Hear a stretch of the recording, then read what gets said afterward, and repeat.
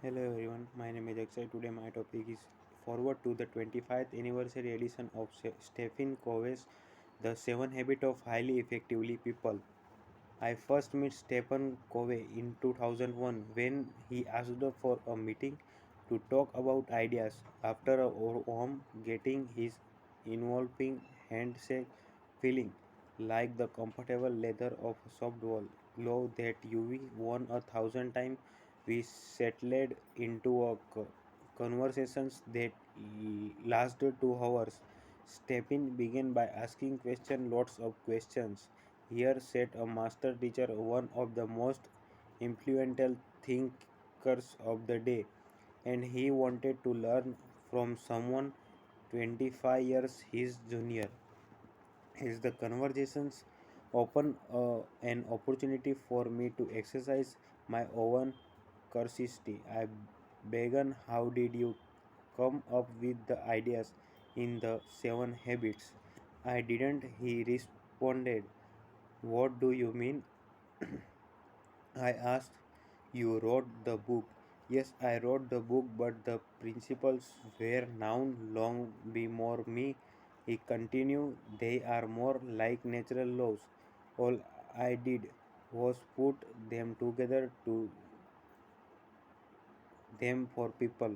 That's when I began to understand why this work has had such an impact.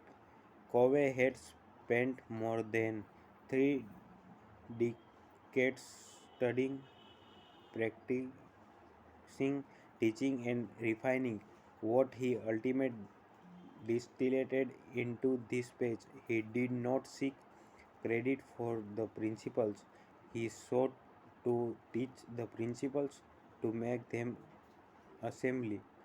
He saw creating the 7 habits not primarily as a means to his own success but as an act of services. When Bob Whitehead, chief executive of Frankly Covey, called to ask him, I would consider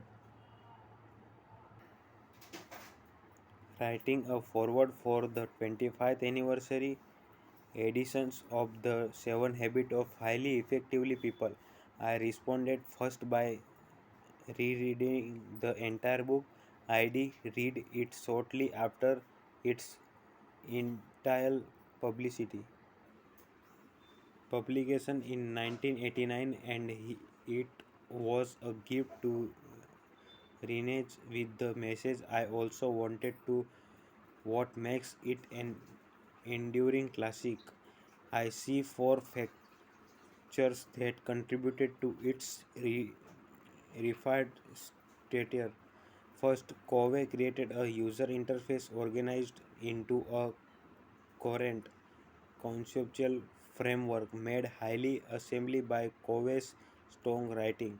Covey focused on time pass principle, not on mere techniques or momentary fates.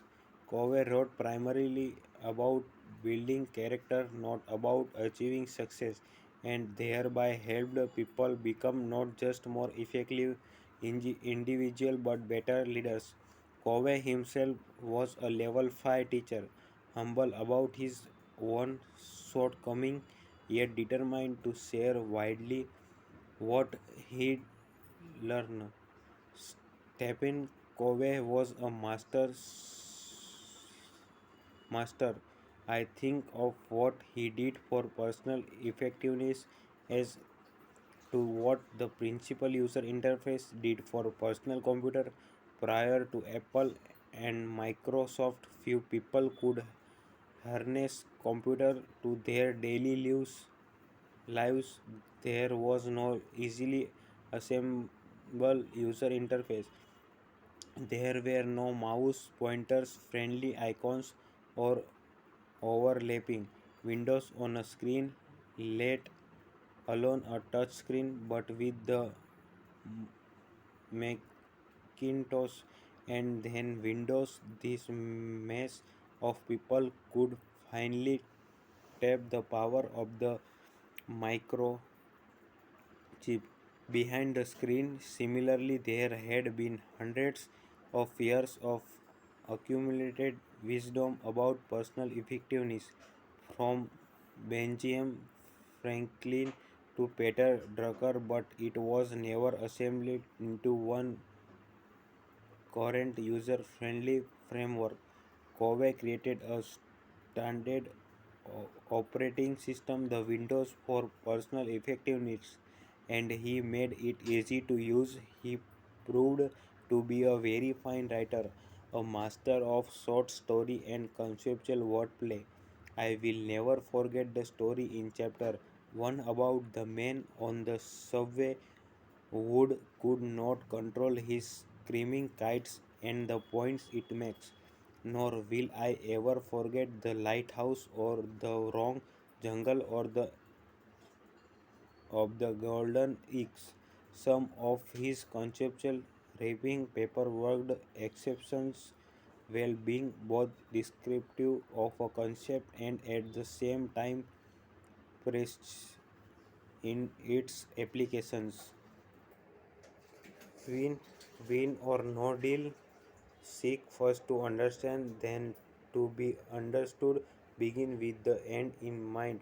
Put first things first. He made the ideas even more assembly by using personal life struggle and stories, raising children, building a marriage, dealing with friends to teach the habits and build muscles fiber for living them. The ideas embodied in the framework are timeless. They are principles. This is a why work and why they speak to people in all age groups around the global globe in a world of change, distributions and realizations. Uncreately, people crave an anchor point, a set of constructions to give them guidance in the face of turbulences. Always believed that timeless principles do indeed exist and that the search for them is not folly but wisdom. He rejected the view of those who shout from the rooftops. There is nothing sacred, not nothing enduring, nothing durable to build upon in this ever changing landscape. Everything is new, nothing from the past applies. My own research quest has focused on the question, what makes a grand company tick? Why do some companies make the leap from good to great while others don't? Why do some become built to last while others fall? And why do some thrive in chaos? One of our key finding is the idea of pressures, the core steam progress. No enterprise can become or remain truly great without a core set of principles to pressures to build upon, to serve as an anchor, to provide guidance in the face of an ever changing world. At the same time, no company can remain great without stimulating progress, change, renewal, improvement, and the pursuits of BHAG's big, hairy audience goals.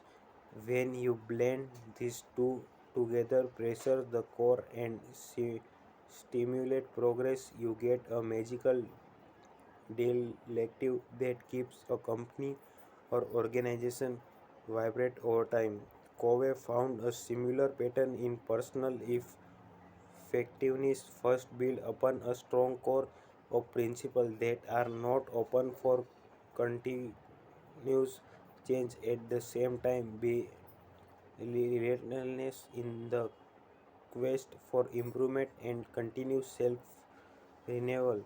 This directive enables an individual to retain a rock solid foundations and attention sustained growth for a lifetime.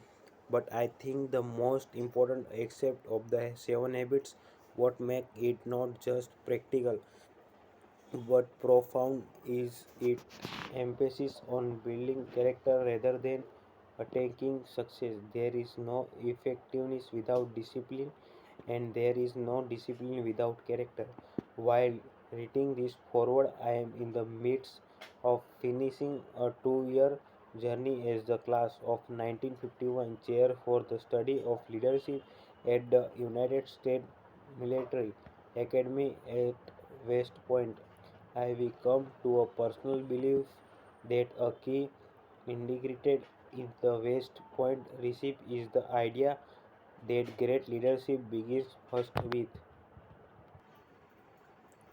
character. That leadership is primarily a function of who you are, for this is the foundation for everything you do. How do you build leaders?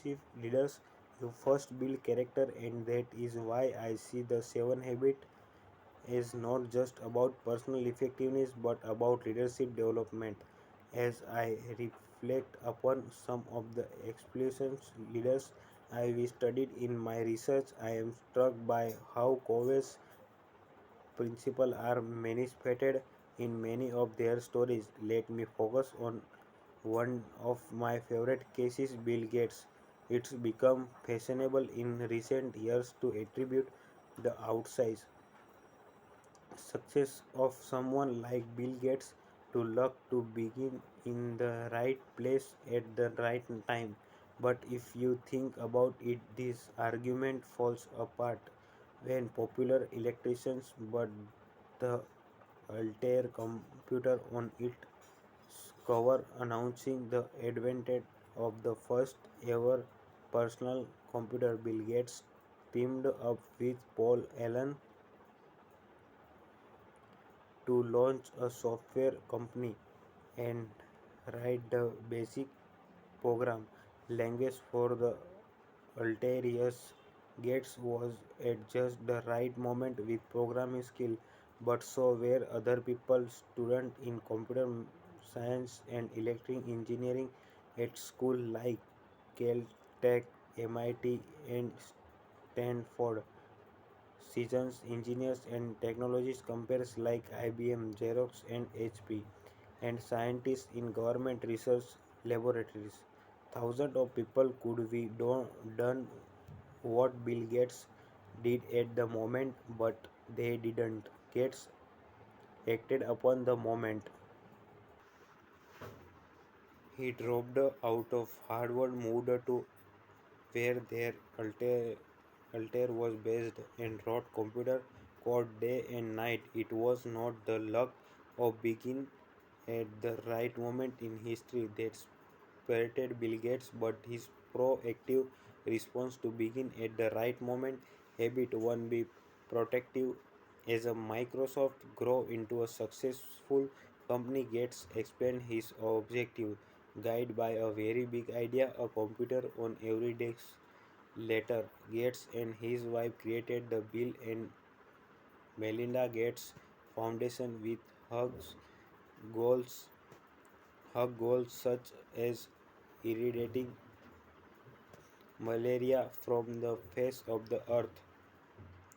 As he put it in his 2007 Harvard commencement speech, for Melinda and for me, the challenge is the same. How can we do the most good for the greatest number with the resource we have? Habit to begin with the end in mind. To discipline means challenging our best hours into first order objective, and that means begin a non-conformist in the best sense. Everyone might say finishing Harvard should be the most important task for a young Bill Gates. Instead, he aligns his efforts with his mission despite any disapproving glance from well meaning people. As he built Microsoft, he poured his into overloading objective, getting the best people, and executing on a few big software bits. Everything else was secondary. When Gates first met Warren Buffett at a dinner, the host asked all those at the table what they saw as the single most important factor in their journey through life. As Alliance Coriander related in her book The Snowball, both Gates and Buffett gave the same one word answer: focus. Gates' relationship to the fourth habit for think win win, is a bit more complicated. At first glance. Gates would appear to be a win-loss character, a fierce combatant who so feared how easily a company's flank could be turned that he wrote a nightmare memo laying out signals of how Microsoft could lose in the race for industry standards. There would be only a smaller set of big winners and a lot of losers, and Gates had no intentions of Microsoft begin anything less than one of the big winners, but a closer look reveals that he was masterful at assembling complementary force into a coalitions to achieve his big dream. Gates understand that Microsoft would need to complement its strength with the strengths of others, Intel with the microprocessor and personal computer manufacturers such as IBM and Dell. He also said equate so that when Microsoft won, Microsoft people would win as well, and he disciplined a remarkable ability to complement his personal strength with the strengths of others, especially his longtime business alter ego Steve Ballmer. Gates and Ballmer accomplished much more by working together than they ever could alone. 1 plus 1 is much larger than 2. As Gates moved to social impact with the foundations, he did not step forth saying, I've been successful in business, so I already know how to achieve social impact. Quite the opposite, he proved a relentless pursuit, a quest to gain understanding. He pushed with questions, trying to get a handle on the science and methods needed to solve some of the most intricate problems, ending one exchange with a friend with a comment along the lines of I need to learn more about phosphates. Habit 5: seek first to understand, then to be understood. And finally, I am struck by how gets reinward even during the most intense years building Microsoft. He practically set aside an entire week to unplug for reading and reflections. A think week he also developed a penchant for reading biographies. At one point he told Brent scholars of fortune, it's amazing how some people developed during their lives a lesson gets looks to have taken as a mantra for his one life. Habit 7: sharpen the saw. Gates is a fabulous case, but I could have used other. I could have highly who founded Teach for America with the idea to inspire hundreds of thousands of college graduates to serve at least 2 years teaching children in our most under served school, with the ultimate aim to create an indomitable social force to radically improve K-12 education. Very protective begin with the end in mind, or I could have used Steve Jobs living in house without furniture to busy creating instantly great products to get around to simply unimportant activities like buying a kitchen table or a sofa. Put first thing first, or herb ex-employer of Southwest Airlines who created a win-win culture between management and labor with everyone uniting together after 9/11 to keep its 30 years of consecutive profitability intact with also keeping impact every single job think win or even Winston who took naps throughout the Second World War thereby giving himself to mornings every day. I do not mean to imply that the seven habit map one for one to building a great company the principles in good to great and build to last for example and the principle in the seven habits of highly effectively people are complementary but distinct. Covey set out to write book not building great organization but on achieving great personal effectiveness still organization are composed of people and the more effective those people the stronger the organization and I do suspect that those who live the seven habit perhaps have a higher likelihood of becoming level 5 leaders. Those are rare transformations figures I wrote so much about in good to great. Level 5 leadership display a paradoxical combinations of personal humility and professionals will challenging their angry drive creative and discipline into something larger and more enduring than themselves, their aptitudes to be sure, but for a purpose beyond themselves, but be it building a great company, changing the world, or achieving some great object that's ultimate not about them.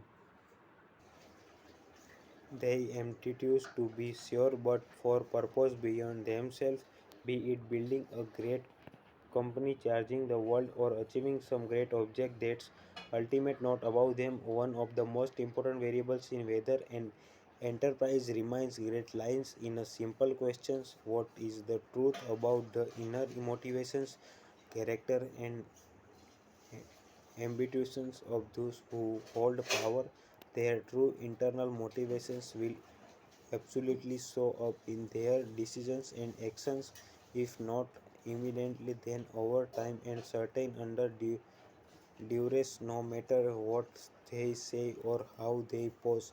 And thus we return full circle to a central tenet of Covey's framework build inner character first private victory before public victory. And that brings me to Stephen Covey himself as a level 5 teacher. Throughout his rather micro career, he disciplined describing humility about his impact and influence combined a dismaying humility about his impact and influence combined with an individual with will to help people grasp the ideas. He genuinely believed the world would be a better place if people lived the seven habits and that belief if signed through this page as a level 5 teacher Stephen Covey did his human best to live what he thought he said he personally struggled most with habit 5 seek first to understand then to be understood there is a great irony in this as he first went on a multi-decade intellectual journey to gain understanding before he wrote the book. He was first and foremost a learner who became a teacher, then a teacher who learned to write, and in so doing made his teaching enduring in habit to Stephen challenge us to conversations our own funnel and consider what would you like each of the speakers to say about you and your life? What character would you like them to have seen in you? what contributions, what achievement would you want them to remember? I suspect he would be very pleased with how it turned out for him. No personal lists forever, but book and ideas can endure when you engage with these pages. You will be engaged with Stephen Covey as at the peak of his powers. You can feel him reaching out from the next to say, here, I really believe this lead. Let me help you. I want you get this to learn from it. I want you grow to be better, to contribute more, to make a life that matters. His life is done, but his work is not.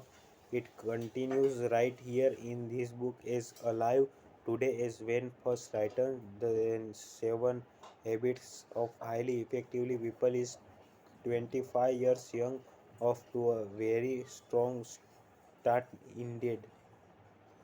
Jim Collins, Boulder, July 2013.